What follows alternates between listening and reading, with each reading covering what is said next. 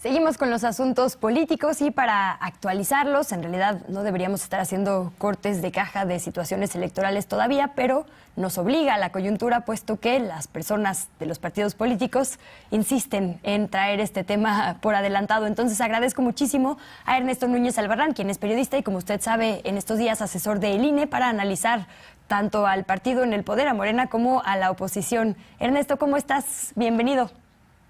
Hola Luisa, muchas gracias por la llamada y un placer platicar contigo. Al contrario, queremos platicar contigo sobre tu columna en pie de página, porque hace un muy buen retrato de quién es la oposición para el 2024, pero déjame aprovechar antes, si así me lo permites, tu expertise para hablar de estas restricciones para organizar y participar en actos que se podrían considerar proselitistas, porque creo que ha sido una de las grandes notas de esta semana, y de repente hay dudas, ¿no? Morena dice, bueno, es que solo a nuestro partido. Y entonces la oposición dice, INE, tú encárgate de que no hagan nada porque nosotros no tenemos una mejor propuesta, ¿no? Y como que es una guerra de declaraciones y nadie entiende exactamente por qué se deciden las cosas que se deciden. Entonces, ayúdanos a entender tú cuál es el argumento técnico, digamos, y cómo se decide, cuándo sí, cuándo no, quién sí, quién no. ¿Podría esto pasarle a otras figuras en otros partidos? Mira, hay que decir que hay un antecedente que es, y lo recordarás, Luisa, lo recordará el auditorio, durante el proceso de revocación de mandato, los partidos políticos de oposición, el PAN, el PRD y el PRI, pusieron varias quejas por una serie de actos que se llevaban a cabo y que en los que se terminaba hablando de la revocación de mandato cuando había una prohibición expresa en la Constitución y en la Ley Federal de Revocación de Mandato para hacer ese tipo de actos.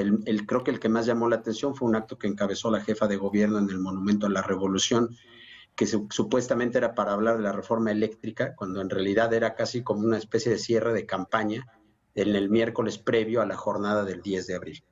La Comisión de Quejas sancionó eso y después el Tribunal Electoral confirmó las sanciones de la Comisión de Quejas diciendo que los actores políticos habían puesto en riesgo ese proceso al violar sistemáticamente las leyes electorales, al estar haciendo promoción de un proceso en el que los funcionarios públicos tienen expresamente prohibido estar ahí.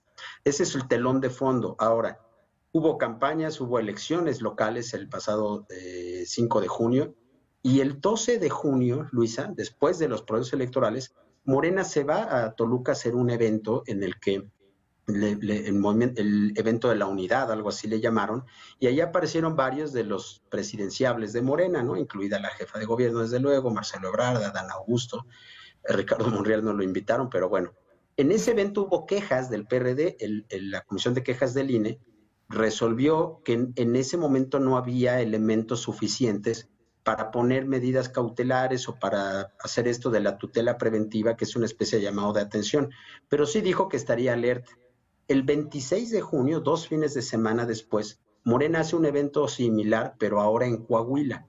Vuelve a haber quejas de los partidos, se reúne la comisión de quejas y entonces sí resuelve sancionar y aplicar, más que sancionar, aplicar medidas cautelares, es decir, pedir que bajaran los tweets, los funcionarios que todavía tenían información en sus redes sociales sobre ese evento, y sobre todo les hace un llamado a evitar esa conducta porque a la larga podría generar una falta muy grave a nivel electoral, que son los actos anticipados de campaña y que el tribunal podría sancionar.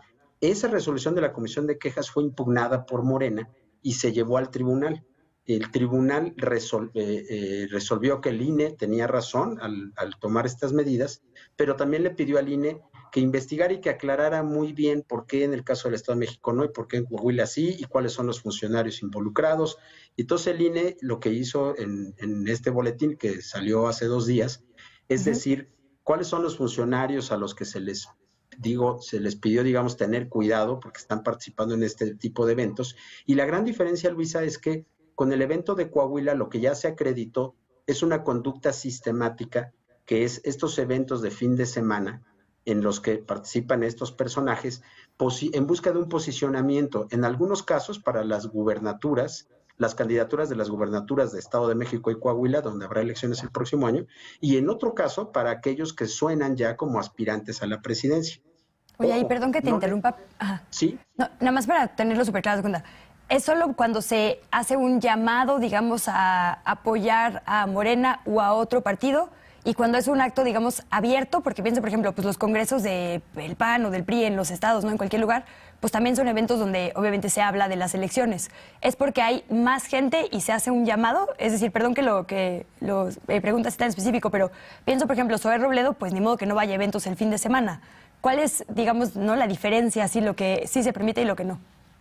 Estos eventos están teniendo una característica que es que aparecen estas mantas diciendo okay. Es Claudia o Marcelo presidente, están teniendo este tipo de posicionamientos ya, o fulanito de tal para la gubernatura, qué sé yo. Entonces, digo, por ejemplo, ayer, ya no fue en fin de semana, ayer el secretario de Gobernación va a Sonora y aparecen en Hermosillo desplegados diciendo Adán Augusto al 24 o bienvenido o qué sé yo. Ese tipo de conductas son las que podrían generar, Luisa, inequidad en la contienda, porque al final de cuentas son funcionarios públicos con una alta responsabilidad que podrían, lo que alega la oposición es que están utilizando su cargo público para un posicionamiento previo a procesos electorales que ni siquiera han arrancado.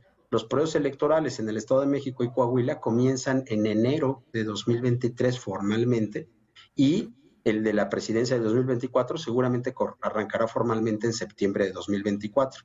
La estrategia Morena, pues, es hacer estas asambleas informativas. Yo creo que Morena, nadie le está diciendo a Morena no hagas política o no hagas eventos o no te reúnas con la ciudadanía, pero yo creo que la opción que tienen es cuidar que en estos eventos no aparezcan estas imágenes que estamos viendo ahorita ahí en la pantalla, ¿no? Claro. Y esto lo conectamos ahora sí con esta columna que invitamos a nuestra audiencia a leer porque está bastante buena, ¿Quién de la oposición para el 2024? Porque justo digamos, en esta coyuntura la oposición tiene una relación de amor-odio con el INE, ¿no? Por un lado le aplaude y por otro le dice, oye, pero ponte a sancionar todo el día a Morena en vez de preocuparse por integrar una propuesta, ¿no? Y digamos, presentarle algo a la sociedad, ofrecerle algo que no sea pelearse con Morena. Esa es una cosa, es un fenómeno muy interesante. Evidentemente, cuando hay una posible conducta irregular, pues cualquiera está obligado a denunciarla. En una contienda política, además, la denuncia se convierte, digamos, que en una estrategia también política. Yo creo que los partidos de oposición, el PRD, el PAN, están muy empeñados en denunciar todos y cada uno de estos actos por considerarlos ilegales, por considerarlos inequitativos, pero también porque es la estrategia que han encontrado para, digamos, tratar de descarrilar o criticar a estos personajes que se están posicionando como los posibles candidatos de Morena o la posible candidata de Morena hacia el 2024. De pronto lo que sí parece es como que están más preocupados por eso que por construir sus propias alternativas y sus propios personajes que pudieran eventualmente ser candidatas o candidatos en 2024. Esa es la parte que no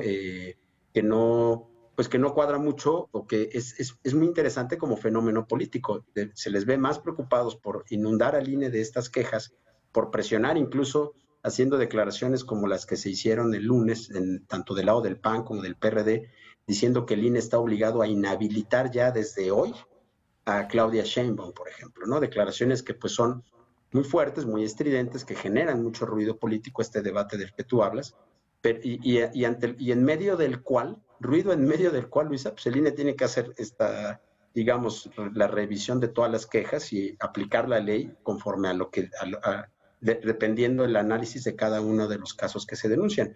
Ahora, en la oposición, Luisa, pues sí llama la atención que tienen una larga lista de nombres, pero ninguno de ellos ha logrado posicionarse, digamos, en las encuestas a un nivel competitivo con los personajes que suenan por el lado de Morena o de la 4T o de esta coalición Morena Verde PT, ¿no? Ernesto Núñez Albarrán, pues muchas gracias por estos minutitos. Efectivamente será un tema que estaremos revisando una y otra vez rumbo al año que viene y el que viene después de este. Entonces, si nos permites, mantenemos comunicación y te seguimos leyendo con nuestra colega Aristegui y, por supuesto, en pie de página. Un abrazo hasta entonces. Muchas gracias, Luisa. Hasta luego. Vuelta al mundo.